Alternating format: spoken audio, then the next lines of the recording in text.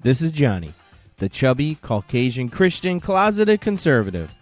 Some might say I'm everything wrong with the world, but don't take their word for it. Make up your own mind.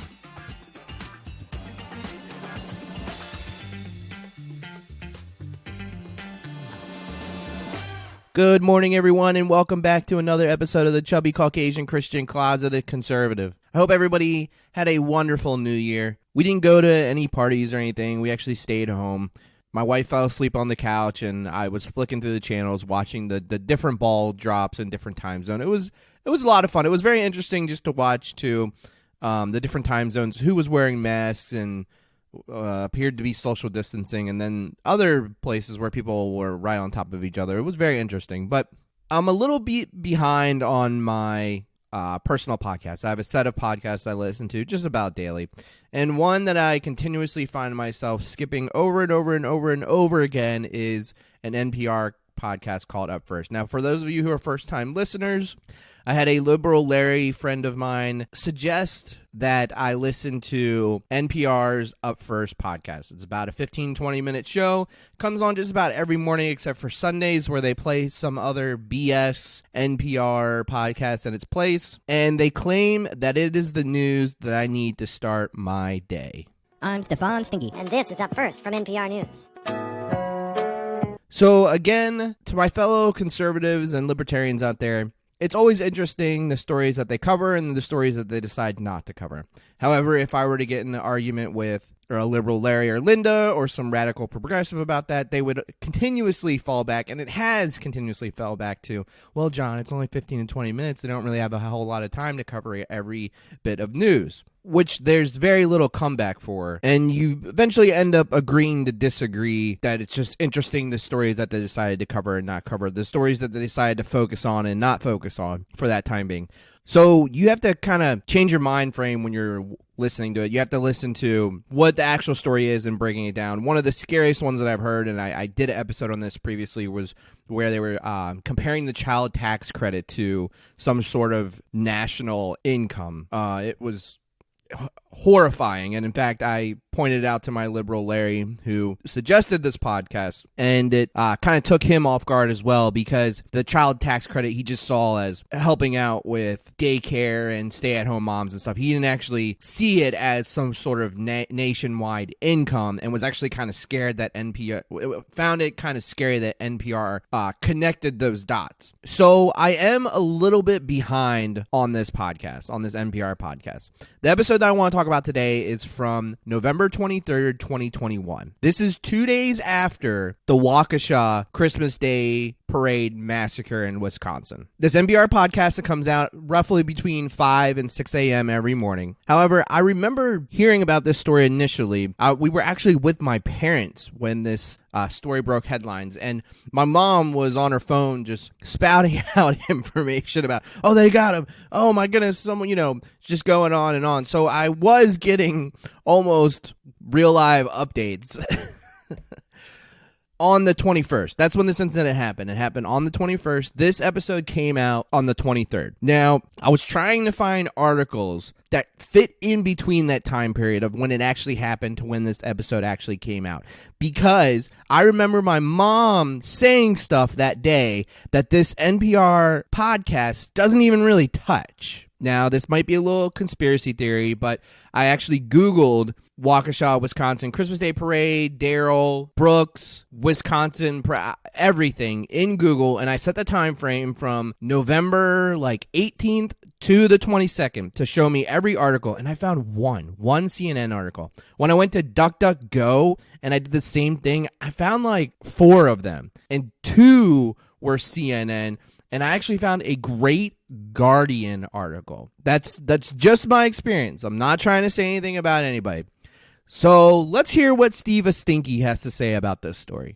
Today, we know some of the history of a man accused of driving his vehicle into a Christmas parade in Waukesha, Wisconsin, killing 5 people. Police say the suspect is Darrell Brooks Jr., who is 39 years old. He had a history of criminal charges. The past accusations include a firearms charge and also an incident involving a vehicle. Investigators say that he confronted a woman outside a motel this month and ran her over. She had tire marks on her pants. All right, first giveaway. If they have the gentleman's name and prior convictions, they know a lot more about this guy than they're letting on. In order to look someone up, to narrow someone down in the public records of Wisconsin, I've just been to the page, you need a date of birth. So therefore, and they did say he was 39, after you get that, you can then see a mugshot, which tells me NPR knows the race of this individual. And believe me, if he was white, they would have made sure to specify it. Let's get back. NPR's Odette Youssef is in Waukesha. Odette, Waukesha police said they've ruled out terrorism, instead giving us a few details about the history of the suspected SUV driver. What reaction few have you heard of details? that? A few details? You have listed his name, DOB, and then he has priors. You know a lot more about this guy than you're letting on. Why you're not disclosing this information, I have no idea.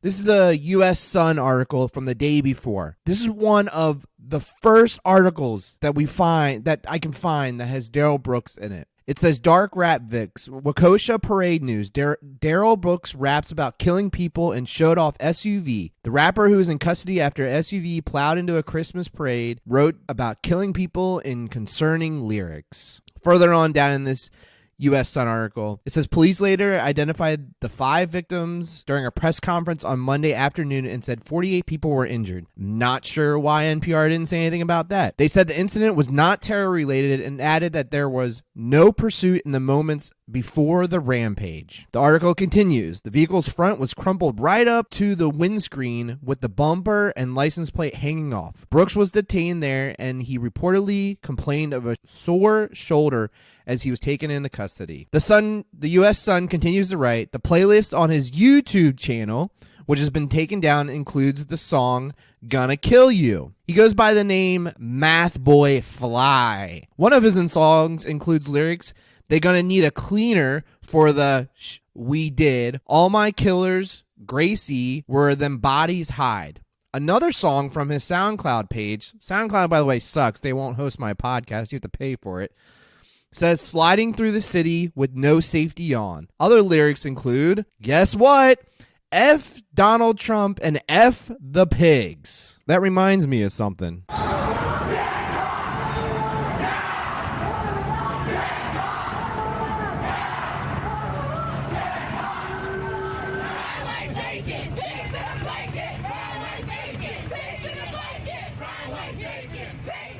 He also posted a video to one of his Twitter's account ranting about a speech made by then President Barack Obama, which he called a crock of BS. Local police chief Dan Tomlinson told a press conference that the vehicle struck more than 40 individuals, including some children. Thompson also said one person of interest is in custody, noting that it is a fluid investigation and that the priority at this point is working with families of the victims.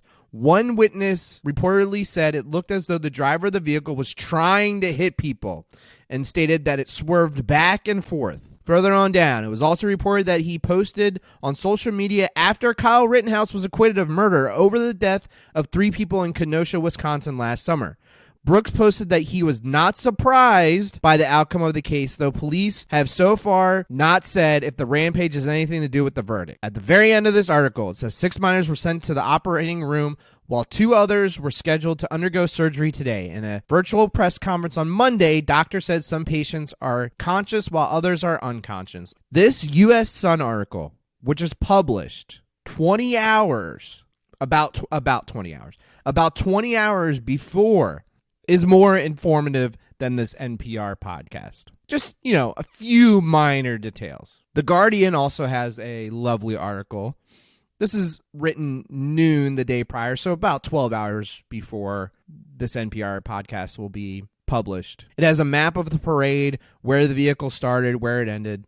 Authorities have identified Darrell Edward Brooks, a 39-year-old man, as the suspect.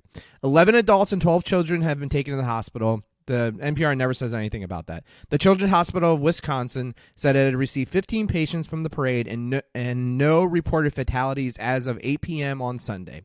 At least 10 children remain in intensive care with injuries ranging from broken bones to serious head wounds. Police confirmed an officer fired his gun in an attempt to stop the vehicle. Daniel Thompson, police chief of Waukesha, said he is confident Brooks acted alone and that there's no evidence that this is a terrorist incident. NPR couldn't play any audio from any of these press conferences. This Guardian article, towards the end, it says, in Washington, Joe Biden is being kept up to date on developments. The parade held every year on the Sunday before Thanksgiving is sponsored by the city's Chamber of Commerce. This year's event, the 58th, had the theme of comfort and joy. And the final article that I would like to reference, all of these articles will be on my Facebook and on my Tumblr page.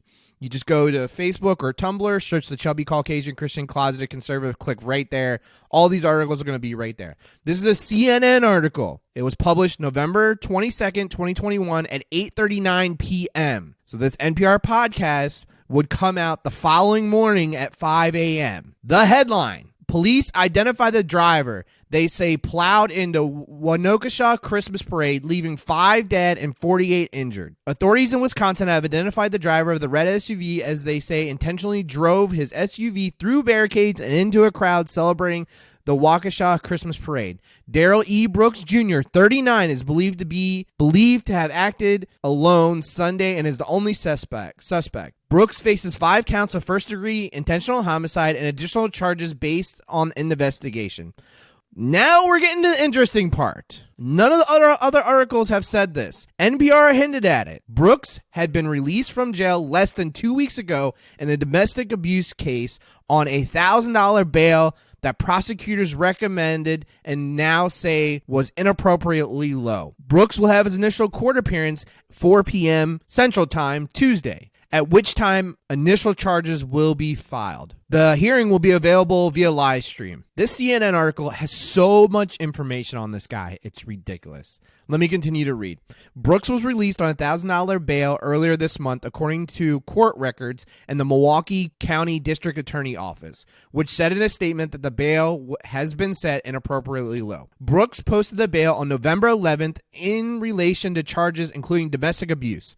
The charges stemmed from a November 2nd incident in which Brooks is accused of running over a woman in his car while she was walking through a gas station parking lot, according to a criminal complaint. Officers observed tire tracks on her left pant leg. Prosecutors filed 5 charges related to the incident, including obstructing an officer, second-degree reckless endangerment safety with domestic abuse assessments, disorderly conduct with domestic abuse assessments, and a misdemeanor battery with domestic abuse assessments. Brooks was also charged with bail jumping because he was already out of bail following a July 24th, 2020 incident. Brooks is accused of firing a handgun during an argument. While arresting Brooks, authorities said they found a stolen handgun and 3 multicolored pills, which later tested positive for methamphetamines. Brooks was charged with 2 counts of second-degree reckless endangerment safety while using a dangerous weapon and 1 count of possession of firearm by a felon. His bail for that incident was initially set at $10,000, but because Brooks asked for a speedy jury trial and it could not be met, his bail was reduced to $500.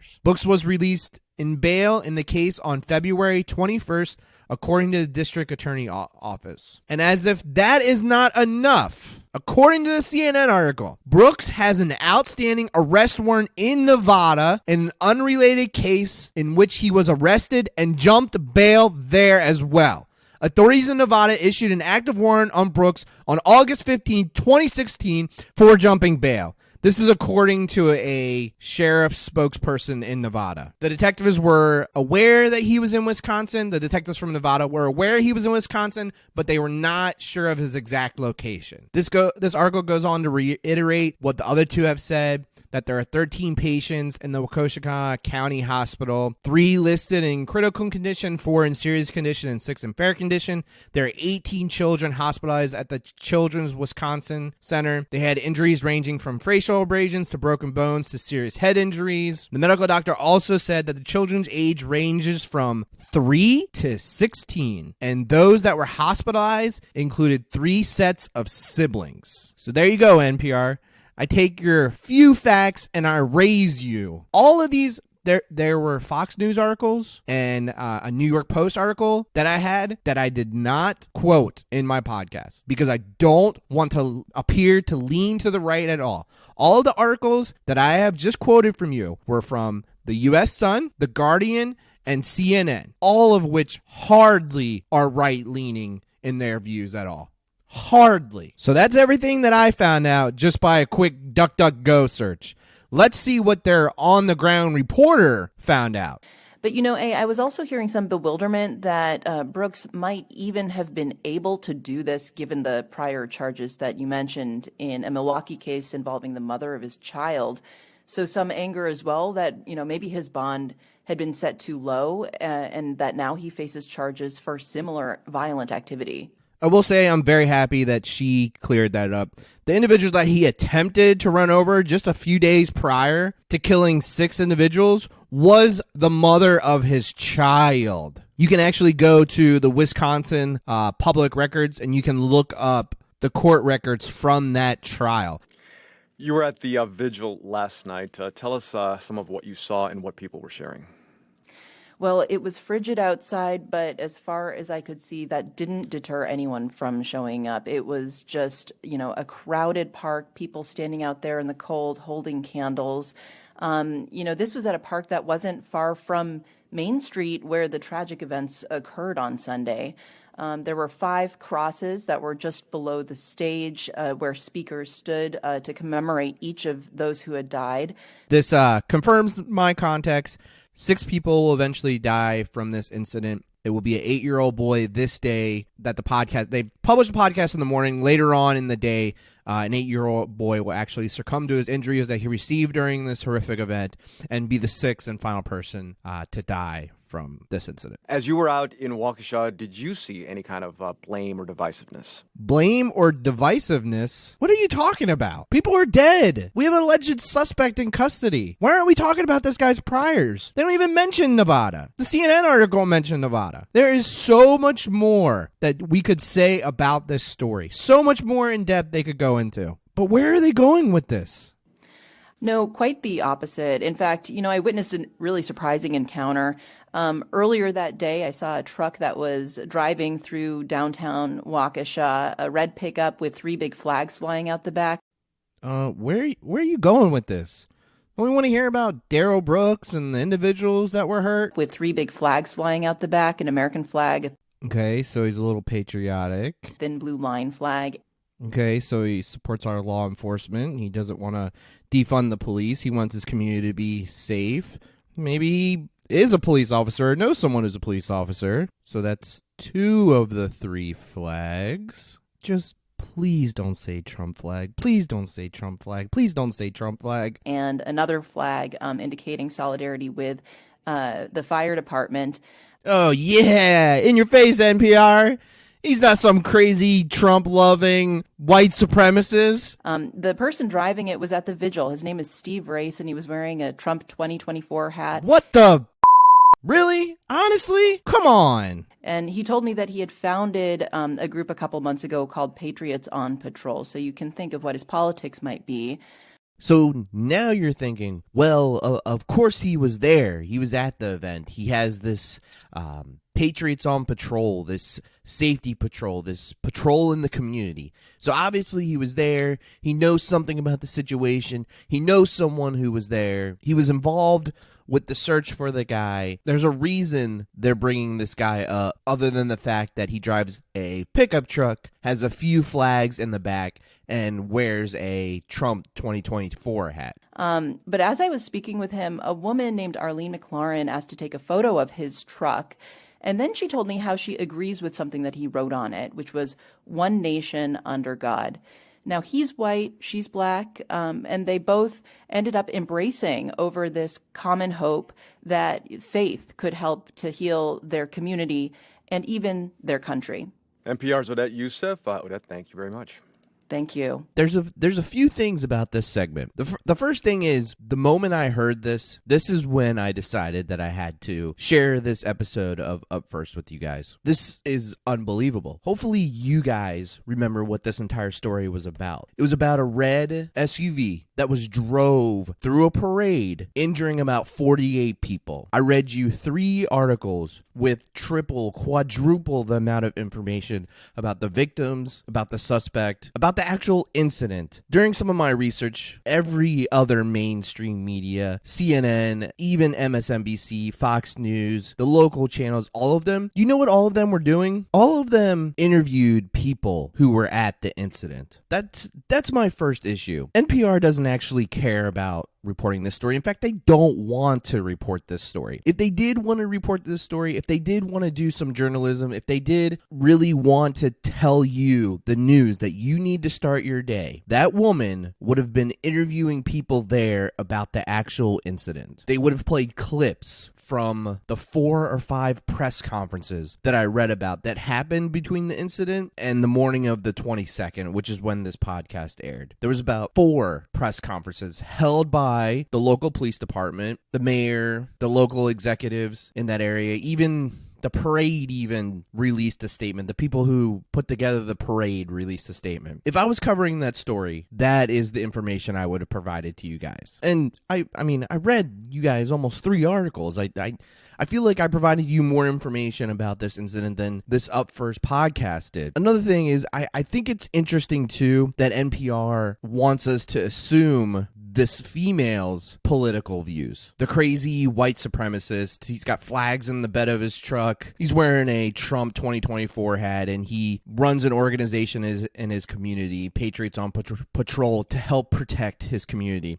So you can just assume that he is a diehard Trump supporter, white supremacist. They want you to associate him with individuals who were down at the Capitol on January 6th. That's what they want you to do. And then this African-American female, we're just supposed to assume what her political beliefs are. They don't tell you anything about her. I mean, for all we know, she could have been driving a pickup truck too with flags in the bed of it. I would really like to know what else NPR asked this woman. They have prejudged this woman as a Democrat, as a Biden supporter, someone who rioted in the streets of this during the summer of 2020. That's what they want you to assume. I also want to point out again, I just can't believe NPR even went there with this story. This story doesn't even involve these 2 people. These people didn't witness anything. Why did they bring up these 2 people? Because they don't actually want to talk about this story. And they don't want to report on this story. And I'll get back to that in a minute. There's a reason that they don't want to report this story. That is the main reason why they brought up these 2 people. The second reason, I believe, and I would love to have a conversation about, is they want to drive the wedge in this country even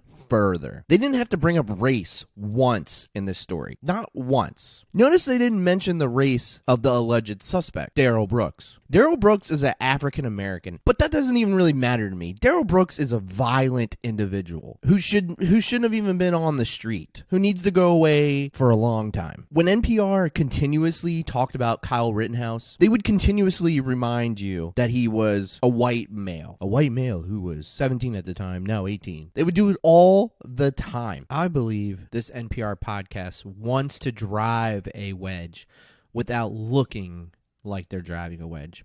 I'll be completely honest. I am not 100% all up to date on current events. I don't know everything that's happening in the world, but I would like to think I'm a little more aware and a little more educated on the current events than a lot of crazy progressive Democrats. And I'm comparing myself to individuals who think Kyle Rittenhouse shot African Americans. Within 24 hours, they had posted mugshots, and this was before this NPR podcast. They had posted mugshots of Darrell Brooks, and I knew his skin color. It didn't really matter to me.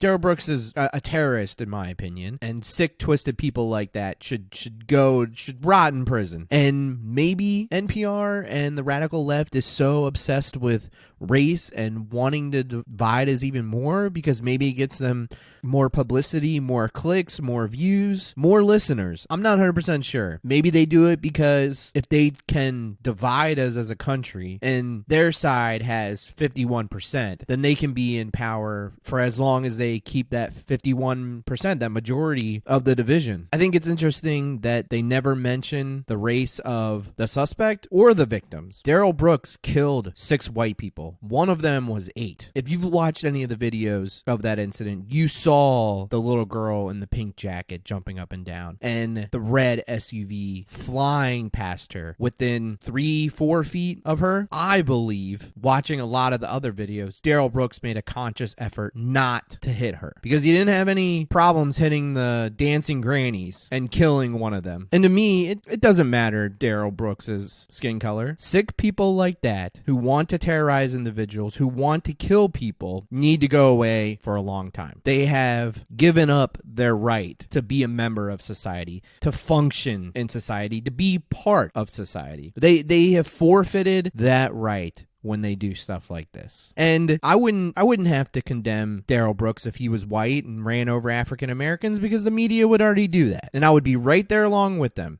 I wouldn't say, I would probably make a show saying that it doesn't matter about race, that Darrell Brooks, even if he was white, he needed to go away for a long time. He needed to rot in jail. He has forfeited his right to be a member of our society. It's funny that they don't mention race about the actual incident when I feel the actual facts about the incident are important.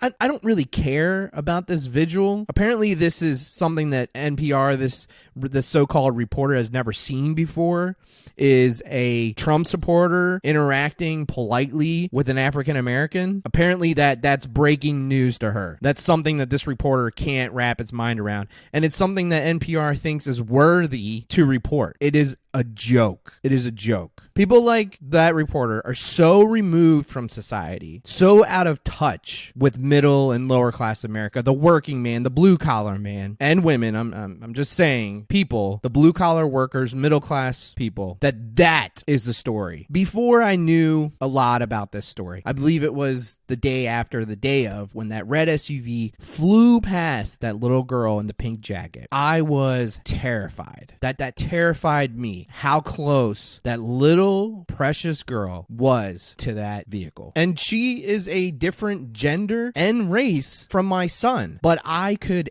empathize with that parent or whoever has custody of that child. I can empathize with that.